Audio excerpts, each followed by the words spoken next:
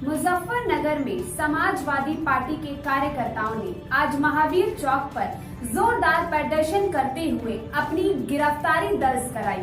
आइए देखते हैं क्या है खबर।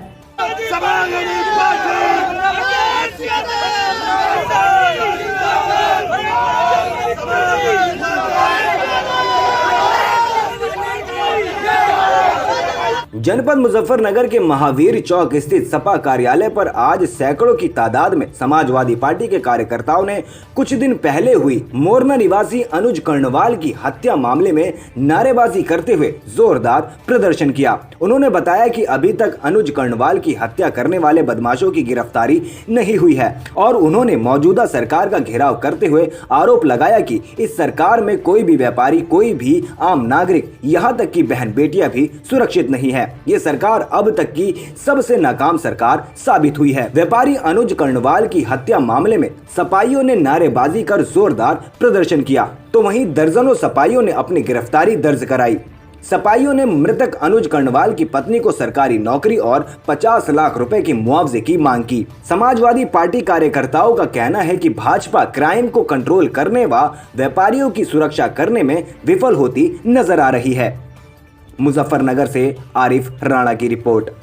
किस तरह का ज्ञापन दिया गया है और पुलिस द्वारा यहाँ तक आने में किस तरह की आप करना है? समाजवादी पार्टी 18 तारीख को पिछली मोरना में जिस तरह से एक व्यापारी का मर्डर खुलेआम अनुज कर्णवाल का 10 गोलियां सीने पर उतार कर किया गया, 19 तारीख को एक दल समाजवादी पार्टी का वहां पर गया था और हमने जो तरह सहमे हुई स्थिति में कांपते हुए उन परिजनों को बाया था, हमने उन्हें बहुत सांत्वना दी। उनकी पत्नी अंजिता को, उनके भाई हरिकांत को, उनके बड़े भाई जो मुजफ्फरनगर में रहते हैं और दोनों बच्चियों को, परंतु उस सब के बावजूद जब वहाँ से बाहर निकले तो मोरना की स्थिति देखकर तो हम खुद अचंभे में पड़ गए। जब वहाँ के व्यापारियों ने हमें 10-11 व्यापारियों की फहरिस्त दी जो व्यापारी वहाँ से पलायन कर गए थे और उन्होंने अपनी संपत्तियों के ऊपर दुकान और मकानों पर ये पोस्टर लगा दिए थे कि हमारे दुकान और मकान बिकाऊ हैं। इन तमाम स्थितियों के बाद हमने डीआईजी साहब से, एसएसपी साहब से, वरिष्ठ अधिकारियों से मिलकर इस बात को अवगत कराते हुए कहा था कि शूटर्स तुरंत गिरफ्तार होने चाहिए।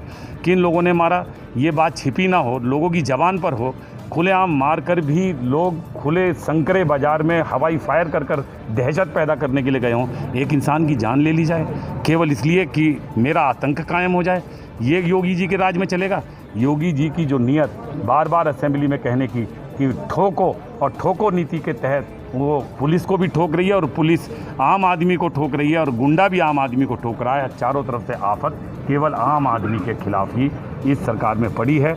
ऐसी उन स्थिति से 18 तारीख से आज 27 तारीख 9 दिन तक गिरफ्तारी ना हो पाने के कारण सबसे अचंभे की बात यह रही कि एग्रीड पार्टी अपनी तमाम हिंदू रीति रिवाजों को भी ताक पर रखकर 13वीं जब तक गरुड़ पाठ पूरा ना हो जाए तब तक मृतक का पत्नी और उसका परिवार जो गरुड़ पाठ सुनने वाले होते हैं वो अपने स्थान को छोड़ने का काम नहीं करते।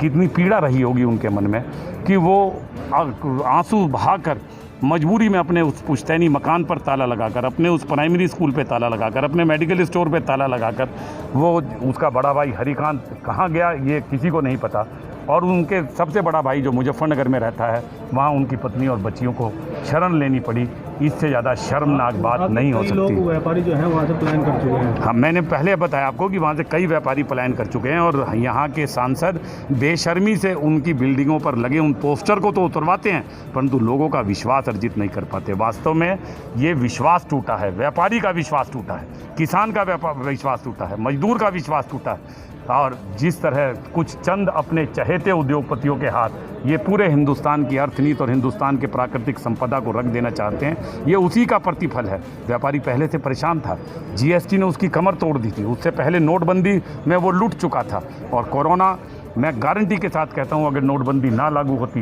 ये राजनीतिक आपका फैसला था, तो हमारा व्यापारी कोरोना जैसी महामारी का भी मुकाबला कर सकता था। पर आज सिसक रहे उस व्यापारी का, ज़रूरत थी उनके आंसू पहुंचने की, उन्हें सांत्वना देने की, परंतु उन्हें लूटने का काम होगा, उनका अपहरण करने का काम होगा, उनका मर्डर करने का काम होगा।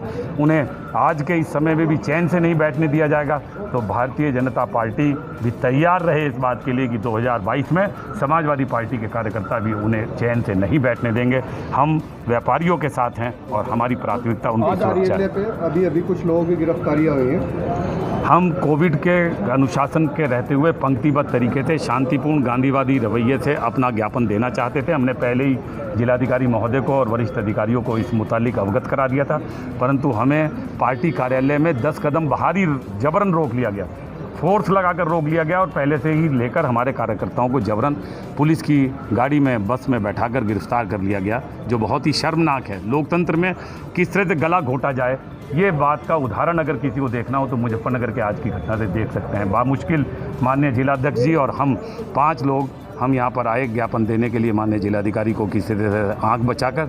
अन्यथा लोकतंत्र में ये बात कि व्यापारी लूट रहा है, व्यापारी पिट रहा है, व्यापारी पलायन कर रहा है, ये बात दूसरों तक ना पहुंच पाए, मैं इस बात के लिए मीडिया से, पत्रकारिता से और आप सबसे निवेदन करता हूं कि लोगों को सजग करने के लिए इस आपके माध्यम से ये बात लोगों तक पहुंचनी चाहिए। इस पूरे प्रकरण में पुलिस की कार्यशैली पर आपको क्या कहना है? पुलिस राजनीतिक दबाव में है, जानते हुए भी कि किन लोगों ने मारा है उन्हें गिरफ्तार नहीं कर पा रही है। प्रदेश में लगातार क्राइम ग्राफ बढ़ रहा है, उसको लेके क्या कहेंगे? नहीं, समाजवादी पार्टी व्यापारियों के साथ है और निश्चित रूप से मैंने पहले भी कहा कि जो नीतियां समाजवादी पार्टी, वो भारतीय जनता पार्टी के मुखिया की हैं, वो नीतियां गुंडागर्दी को और भ्रष्टाचार को बढ़ावा देने की हैं और उसी का नतीजा है कि आज लगभग 3.5 साल पूरे होने के बाद चारों तरफ हाहाकार है।